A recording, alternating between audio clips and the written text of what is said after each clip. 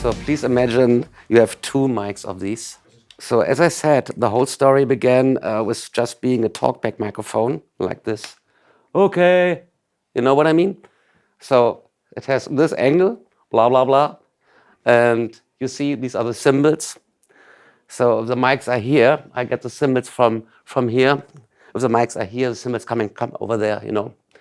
So this is like the perfect Droom position will be here for this mic. They have a second mic, which is placed here. So this is what I call the Droom. And you have the cymbals and all that stuff in a blind spot. And now you can compress it like how.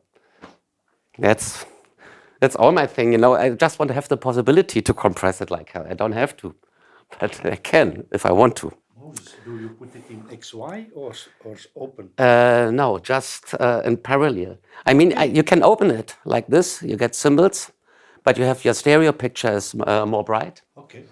But if you just have two mics, almost parallel, you know, almost parallel, it's still stereo. You know, I mean, it's not the super hyper stereo, but it's not just a mono thing. It has some size, you know. Like Exactly. Do you pan them Yes. by making it hard left Yeah, and right? yeah.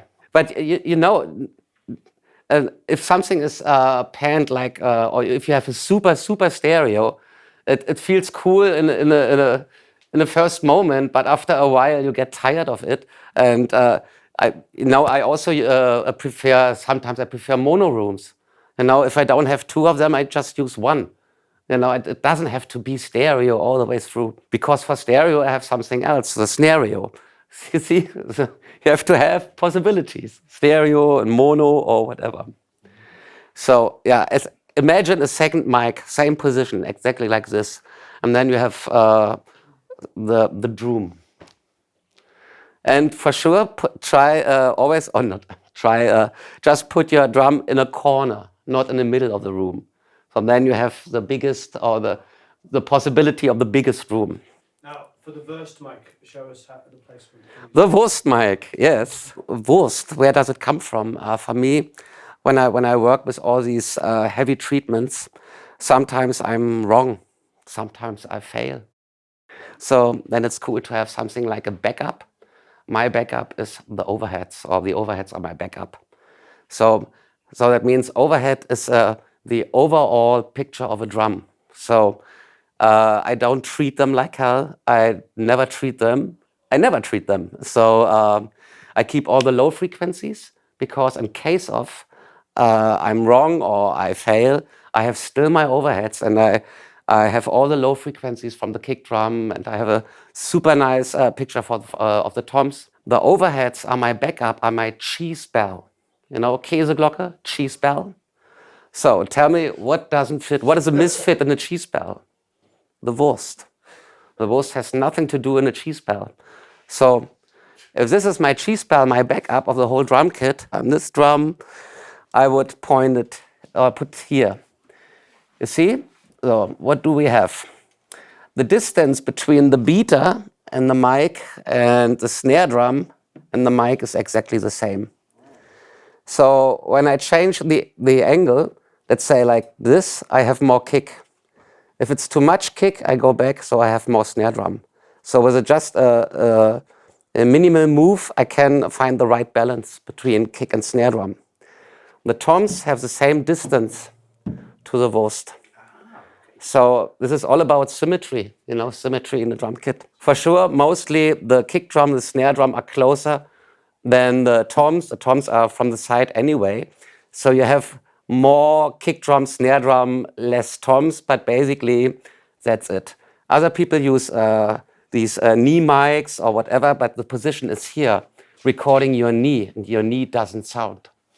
So that's the reason why it should have a direction. It should have a meaning, you know. With the wurst, you can use all kinds of microphones, ribbon mics.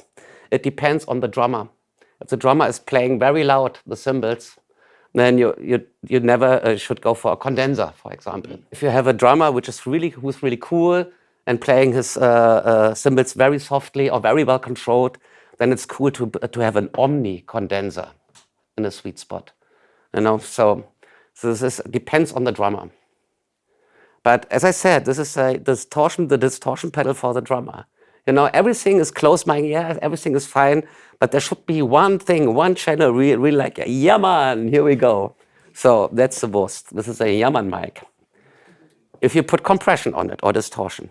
There's a drummer that I've been watching recently, makes kind of YouTube videos, and he has one microphone. It's like a roller microphone that sits on the kick drum, and that's it. But what he does is he balances the volume of the drums and like dampens them and moves the cymbals. If the cymbal's too loud, replace it with a quieter one. First, you know, pick the right source, and that's it. It sounds incredible. Yeah, I mean, it starts with the drummer. You know, when he plays very, very heavily, then my problems start. You know, so this is when I work with rock bands or metal bands. I ask always a drummer to find thin, dark-sounding cymbals. So not the loudest one, not the heavy ones, but the light ones and the softer ones. So and then he can play like always, and but it's under control. The cymbals, you know, it's the end of the sound. You know, it's the end of everything. It's cool to make something sweat. You know, so it feels like, wow, this guy is very angry, and he is sweating when he plays. So this is okay, cool. I understand this, but then I mean, you really should take care about the cymbals of the drummer. The moment you work with the band, and you know he plays very heavily. Ask the drummer if he has the possibility to find softer cymbals. It has nothing to do with the play, because if he wants to play it, if he got used to play it very heavily, he plays it very heavily. So it's up to you to find the right cymbals. So when he plays very heavily, it's under control. The Snareo is yeah, as the word says, it has something to do with the snare and the stereo. And I started with, oh, I want to record the snare drum in stereo, but how can I do that? I mean, someone is playing here, where I put the microphones here. Now I have the wurst mic here. What? There's space under the snare drum. Here we go. Fiddling around with a position and all kinds of mics. So I started with Cardioid and ended up with Omni. Okay, but I still, and I very seldom use Omni in a band recording. But in this case, I said, wow, let's try it. And I found out, wow, this is perfect. What is the Snareo really doing? These are two mics. These two mics are placed, you know, it's under the snare, but it's in this position. Can you imagine? Yeah, two mics under the snare, but in this position. It's very important. The snare drum carpet goes from here to the beater of the kick drum. So you have this as a 45-degree angle, and then you have a 90-degree X, whatever, to the snare. Yeah, this mic is closer to the floor tom. This mic is closer to the hi-hat and the rec tom. So we have a stereo picture, you know. Still, the microphones are still under the snare. We have a stereo picture of a drum. Sometimes when you work with dead, dry drums, because you want to have it dead dry, then sometimes even overheads are too far away. There's too much room information in the overheads. 85 centimeters or 1 meter might be sometimes too far away. So in this case, you have 20 centimeters, 30 centimeters. There's no room information at all. What else? Because it's Omni mics, you have a very controlled roll-off. That means, let's say, from 200 hertz downwards. It's very, very, very, very cool. So that means if you want to help the lower frequencies, it's very transparent. The bass frequency or the area for the bass frequency is very transparent. So we really can help with an equalizer, you know, with a Q on very, very tight and 20 dBs. And then you even can tune the kick drum. You know, so you got this. In the end of the day, it started as a underhead, but now I call it my inbuilt 808. Because every drummer wants to sound like a rhythm machine one day. You know, one day. So it sounds like a rhythm machine. So this is the easiest part to make to make or to give a drummer an 808ish sound. Because of the roll-off I just explained, you really help the low frequencies. You take off maybe the onk, onk, onk frequencies and help the high frequencies like white noise. And then you have this, you know what I mean, this 808ish style. And you don't have any room information. So this is your dead, dry character. Then you have your show-off distortion pedal here with a wurst. And then you have this stereo show-off of the whole room, because the Droom doesn't record the drums, the Droom records the room, you know, so to make things easy. And so one drummer, one drum kit, but 3 different perspectives of a drum kit. And it has nothing to do with the close mics. Nothing is wrong with close mics, don't get me wrong. So this is just for, hey, come on, this is another attitude, it's a different approach, and the drummer doesn't have to change. And you know what I mean? The Snareo still is, let's say, very fiddly, if is that the right word? Because normally you need 2 stands, and there's not much space. You know, some drummer have more than 2 pedals here, and so there's no space. So the German Tonmeister Arne Metzner, he helped me with developing a construction to place 2 microphones in this position. A universal clamp, a stereo bar, and another 360-degree blah blah blah thing. You can put it on a snare drum stand, you know. So you can even take the whole snare drum and with the mics, you know, like every hey. So that's basically it. You know, you need because every snare drum is different, believe me. Every drummer, you know, sometimes it's like this, sometimes it's like this, sometimes the stand is very thin because a jazz drummer, sometimes the stand is like this because it's heavy metal. So for me, it takes, and I'm a very experienced Snareo guy, even for me it takes 20 minutes.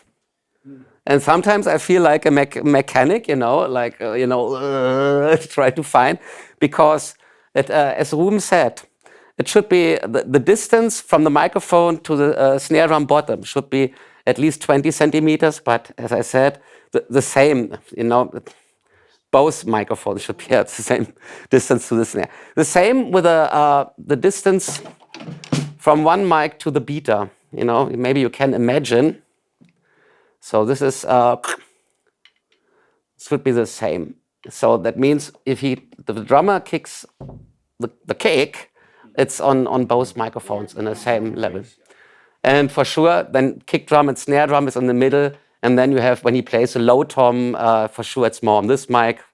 So we have more level on this. Same with a rec tom. The less inputs I have, then I really have to, not to struggle, but then I really have to calculate. Because as Warren just said, you know, sometimes you mic the toms, but they're never played. Or let's say only as a fill-in. But fill-in means nothing else is used. You know, so when I don't have many mics, I never record the hi-hat or the toms. Because the hi-hat is everywhere. And the toms are just played in a fill-in. So that means if he plays the fill, then I take the Droom mic or the wurst mic and, you know, like help it a lot in the mix, you know, if something is missing. And this is a far better tom sound anyway, because you want to have the toms. You just did it, you know, you want to have it mighty and distorted, and so, yeah. I have a suggestion. I have found that if the best sounding mic on the whole drum kit is the floor tom mic. Not for the floor tom, but to pick up the kit. I've so many times because I'll do things like I'll bring down the like the tom bleed and stuff like that between hits. In fact, we probably all do. Mm-hmm. All of which sounds great, but I end up missing the energy that this direction of a mic gives. Do you think that that's solved by using the wurst there, or have you tried? Sure, I mean, this is almost the same direction. Almost the same direction. And same with overheads. I mean, you can use AB or TF when you when you like this position, then we have the recorder technique. You know, this is very close to the Glenn Johns technique, Yeah, yeah. but it's the shoulder mic from the Olympic studios, 70 sound. So that was a U67 in this in this position, and then if you have an overhead like here and your shoulder mic like here, make sure that they have the same distance to the snare and to the beater. Normally you take a long cable, fix it here, take it to the mic, point it here, then bring it over here and ask your assistant to bring the microphone in this position. But then you can be sure that it has the same distance to the main instruments. And then you slightly pan the center mic more to the right, not 100%.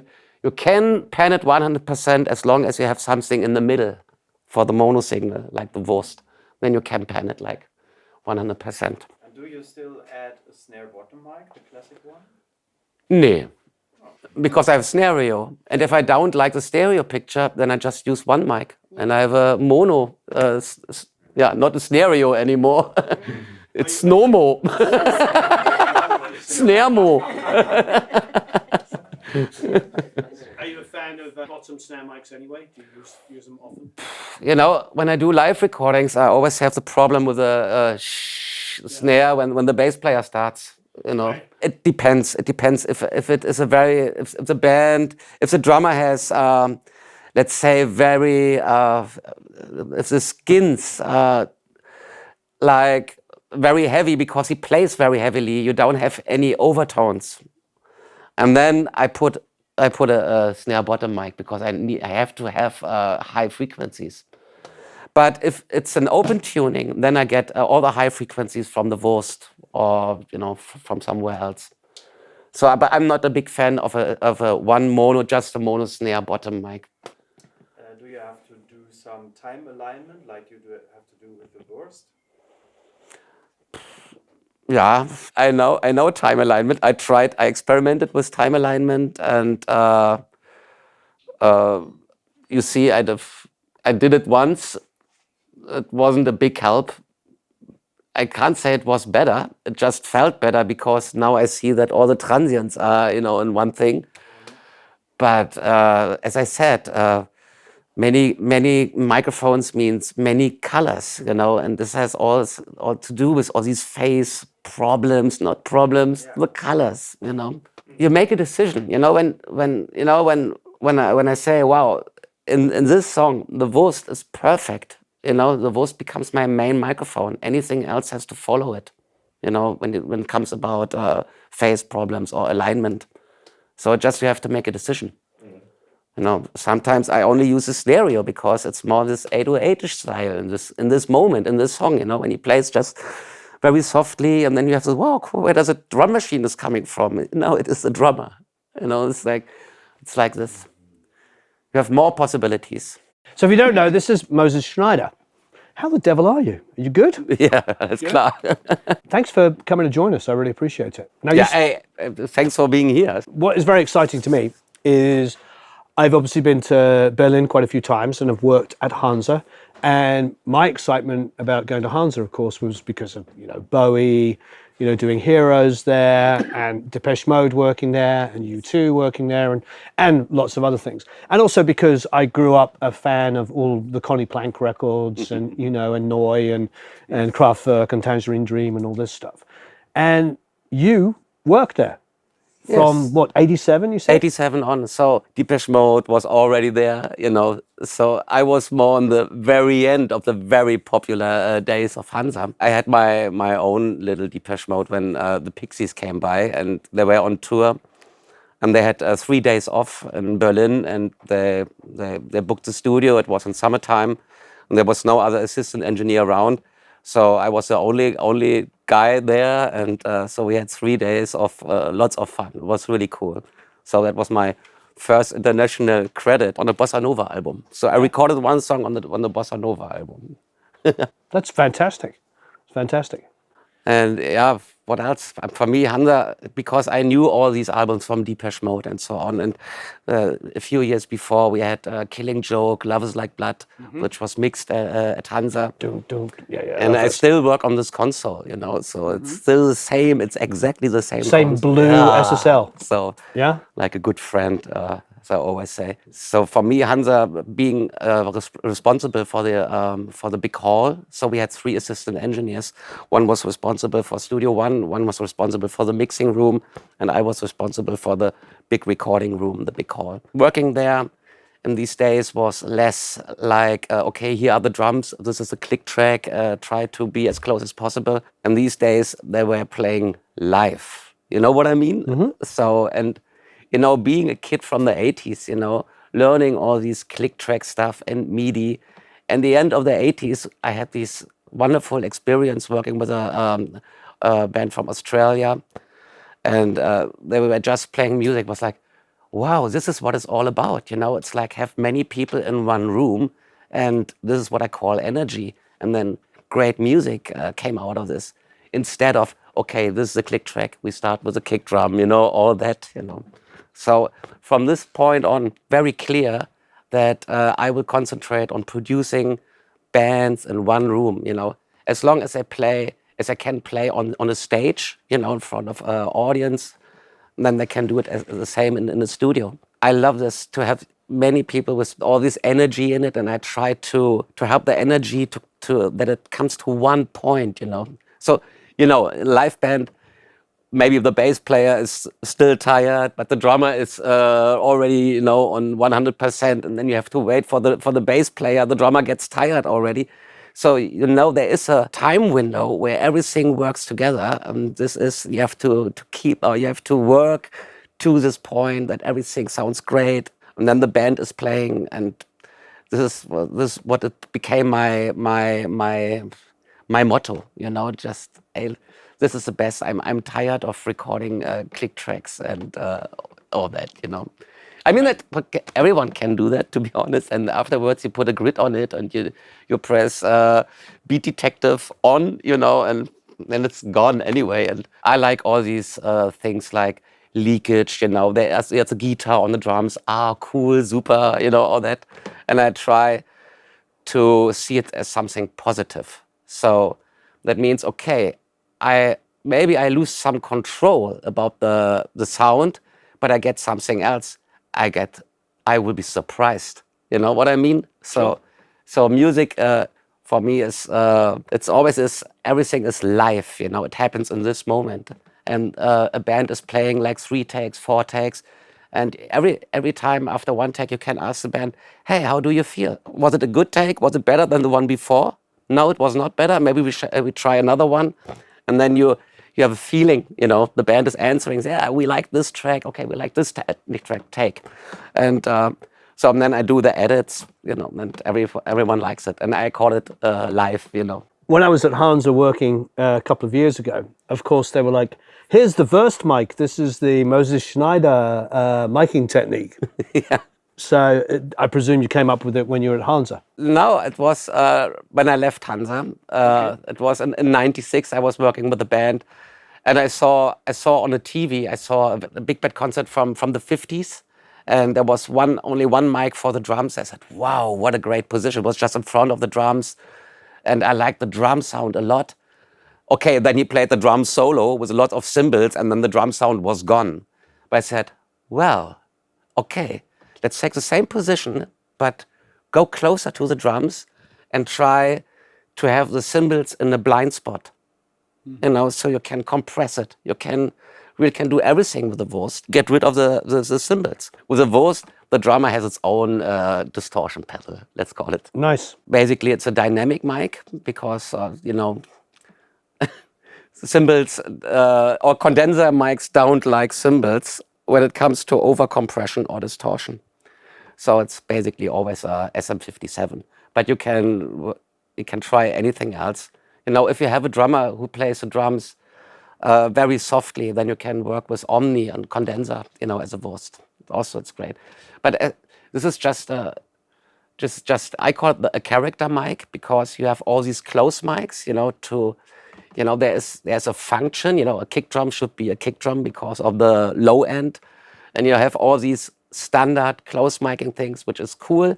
But then you have to have your fun part. You know, this is the wurst. So, let's say in a bigger setup, I use more than one wurst. Like I have a hi-fi wurst, a dirt wurst. Sometimes I have a stereo wurst, or I use a periscope mic. You know, you use. We were just using a periscope mic. Yeah.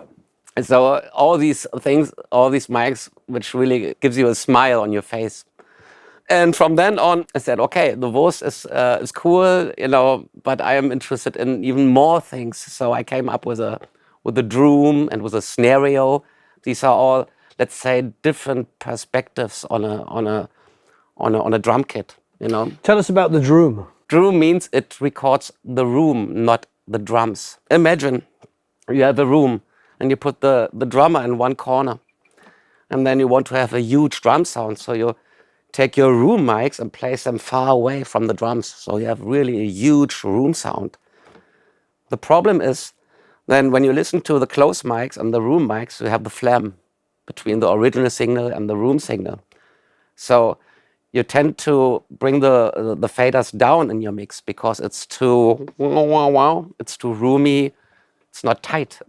You can say it's not tight. The Droom is something completely different. You take the room mics and place them in front of the drummer, but they look vice versa, you know, on the other angle of the room.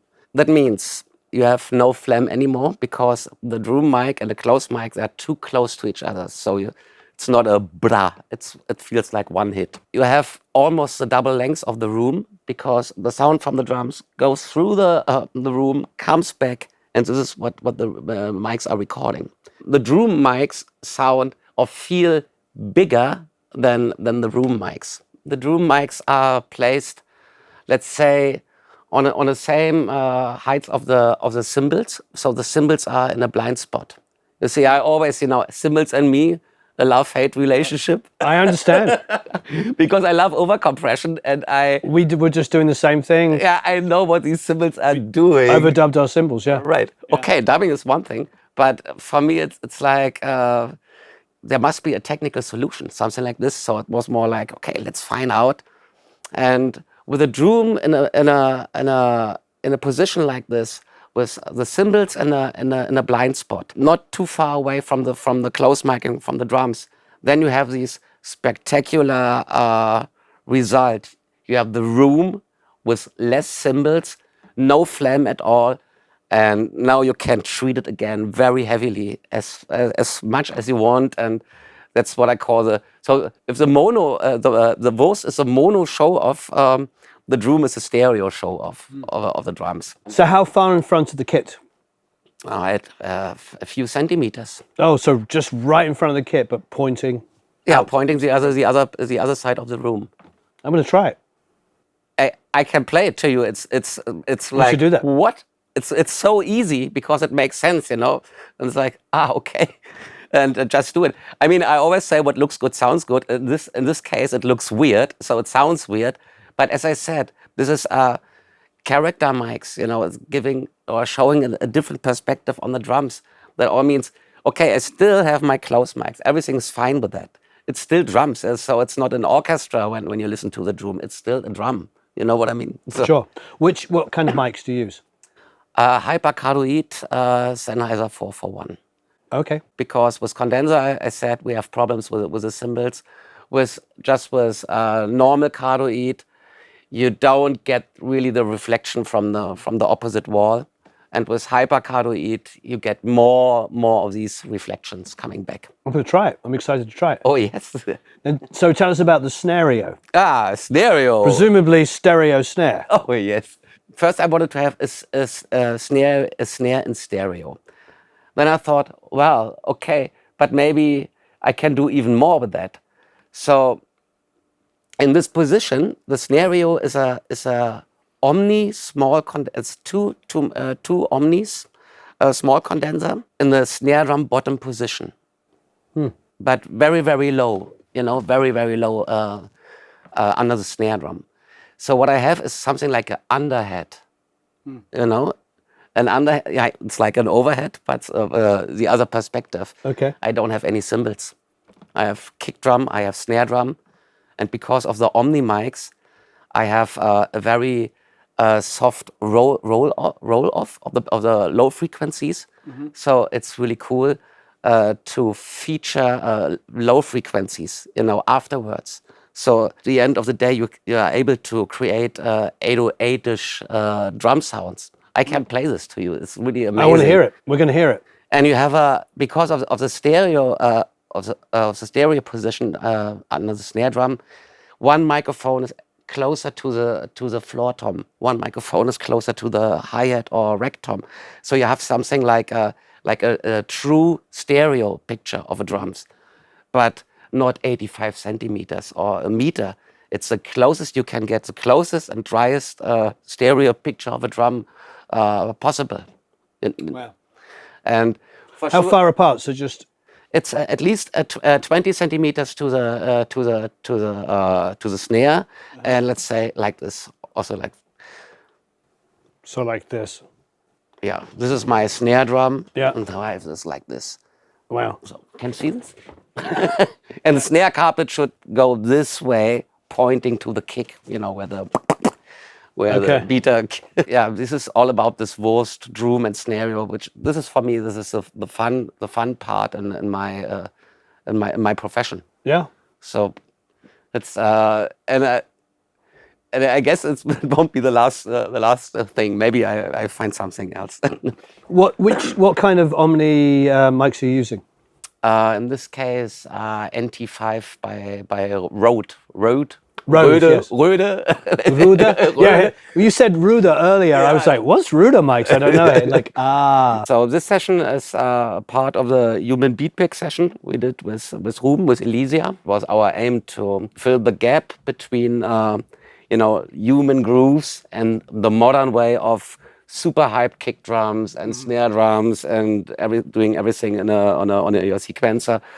And we tried to create human drums, but with this approach of hyped stuff. So that's basically it, the human beat pack. great. I want to hear it. Yeah. I want to hear it. And I want to know all about these mics. Yes. The Snareo, Okay. the Droom, Yes. Okay. the wurst. We start with kick and snare. Nothing wrong with that. And now we come to the room thing, So we have a room. NT means non-treated. We recorded almost everything twice, treated heavily and non-treated. Okay. But talking about this phlegm effect, now we have kick, snare, and at close, listening to the close mics, and now with a room mic. And where was that? Was that upstairs here? Now that was recorded in this room. Oh, in this room. The Okay. drums where the piano is right now, in this corner. And the room mics were just like, let's say 4 or 5 meters. But you can hear it, it's like everything is twice, the hi-hat. And now with the Droom, it's the same character of the room, but no phlegm, And now with the Droom.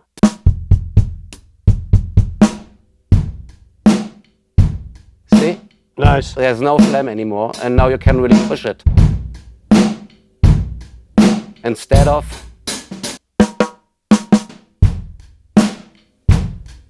Yeah. everything is twice. It feels very untight. It's not tight.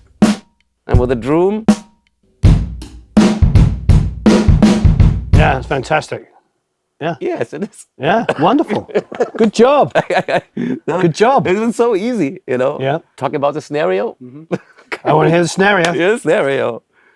So the Snareo for itself, listen to it in solo. And first, it's like, okay, so what's so special about? First, you have the stereo picture is special.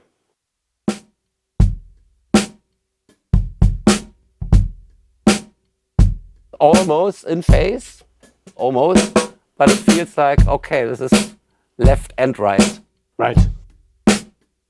What I like about this position is, this is recorded in the same room, with this huge room, and that feels quite dead dry.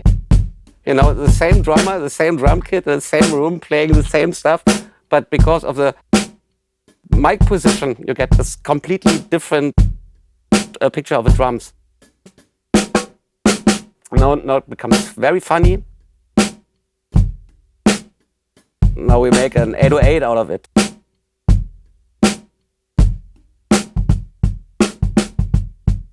Yeah, pushing the bass frequencies.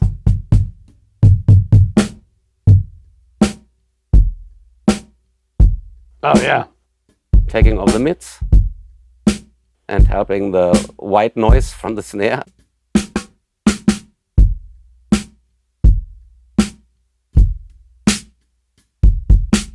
So this is what I call the 808-ish. For me, you know, it's like, okay, the drummer is playing his stuff and I can decide later, or maybe in this section, maybe in the verse, we should feature the 808-ish styly drums. And when it comes to the chorus, we need the Droom very loud. Right. So, but you can combine them for sure. You can have the 808 style, and then you put the Droom on it.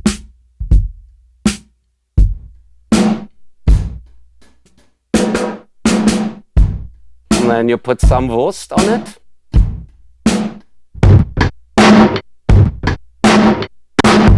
So we have 3 mics.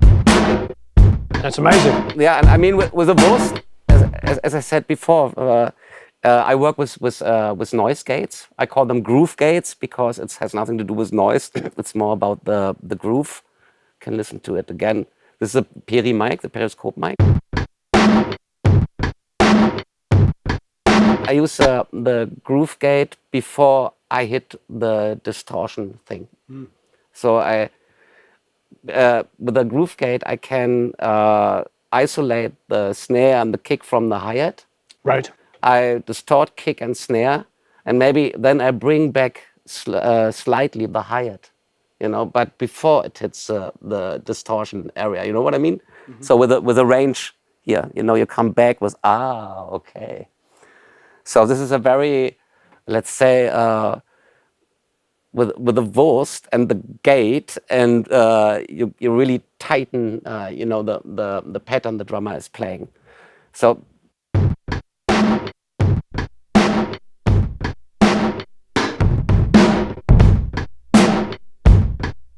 maybe a little higher.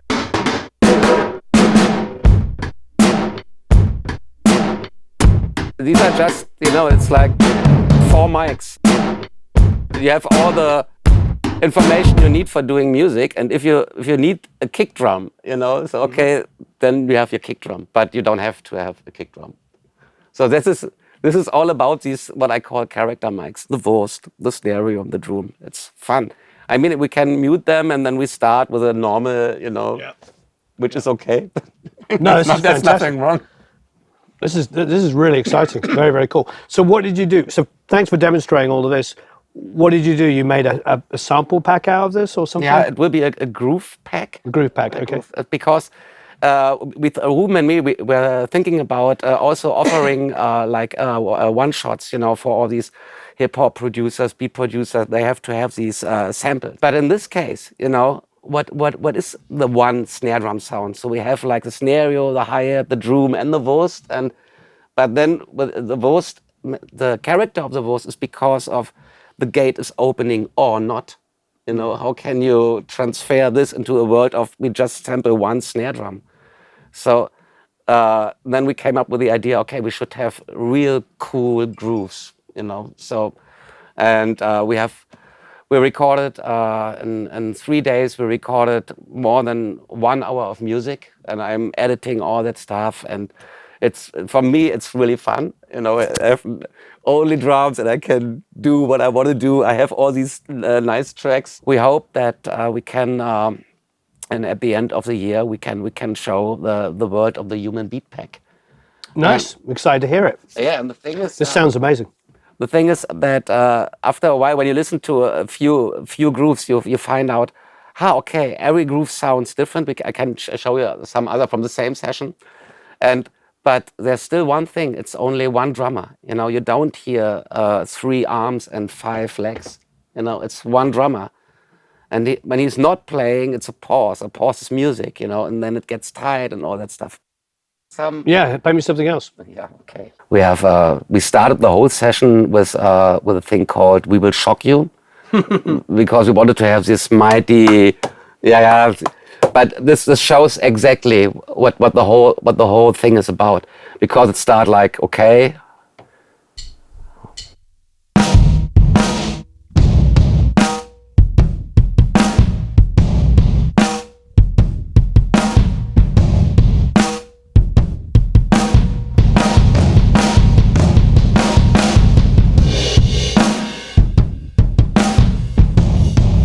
I like it when the cymbals are like because of the gate.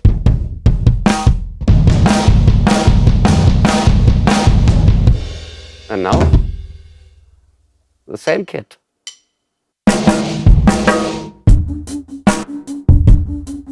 Same kit. Nice. Just other colors. And this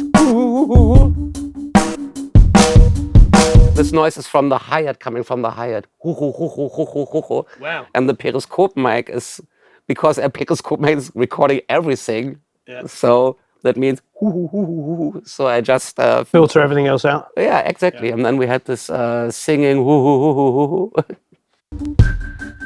one octave up. And now you can slow go, for example. And it's all the same drum kit.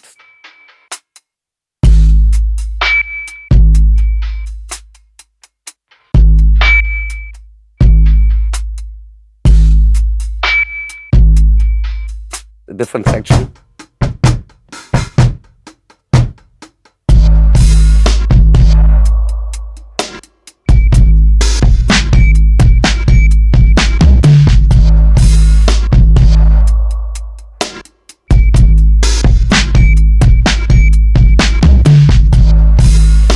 Just one Fantastic. example. Then we have these orangerie here in Limoux. Yeah. So we send some stuffs to the orangerie, into the orangerie.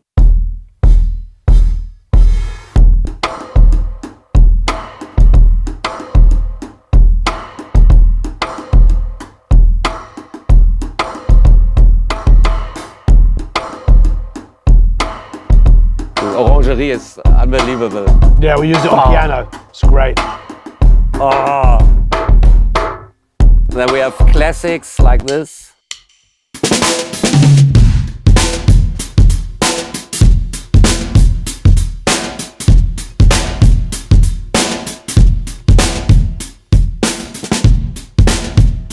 And we have, for sure, spiral drum is typical Berlin style.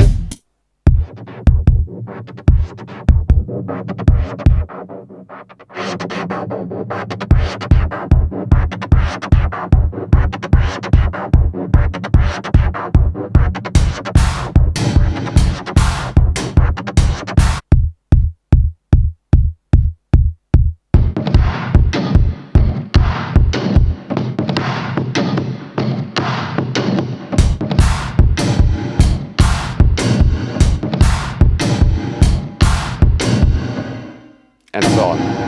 So for the samples, we have some solo or isolated sounds. So this is Fantastic. basically it. So you have more. We can listen to. So how many of these are going to be on it, on the final product? It's I say it's about 50 grooves, but Yep. each groove has different perspectives, or so you will end up with 150 grooves at the end. So it's almost about 1 hour of music, maybe 55 minutes. But it's fun, and if you are really interested in it, you can get the raw datas. You mean if you really do like this this loop, I'd like that. and you want to listen, you want to do your own mix, because when I mix, I don't use any additional samples. So I just use change phase here or shift phase here, and all this. And because once you shift the phase there, you have a different color over there. You know what I mean? So as I said, when you have many mics, you have many phase problems. Oh, yes. But if it's not a problem, if it's like something you can paint with, you know, it's like a color, then it's not a problem. Then you have many colors. Amazing. Well, I'm excited to try your different miking techniques. Yeah, no? I've done the wurst. I've done that quite a few times. Okay. Yeah. The Droom, I really want to try that. That's a fantastic idea. And the Snareo also, rather Yeah. wonderful. As I said, you have all the colors in one drum. You know what I mean? Yeah. So we have all the possibilities. And so So this is coming out in the autumn, so it's not out yet, but I will put out links to obviously all things Moses Schneider down below. So please click down below. Thanks ever so much again. I really appreciate it. Hey, mega cool. Yeah, thank you. Ja, danke dir. Thank you. Yeah, sehr gut. We are going to be in Berlin in July, so we'll come by your studio and, Ja, and Transporterraum. that would be amazing. We'll check that out. Cool. I really look forward to it. Ich freue mich auch. Thanks everyone. So long, farewell, auf Wiedersehen, au revoir, adios, tossins, tschüss, goodbye.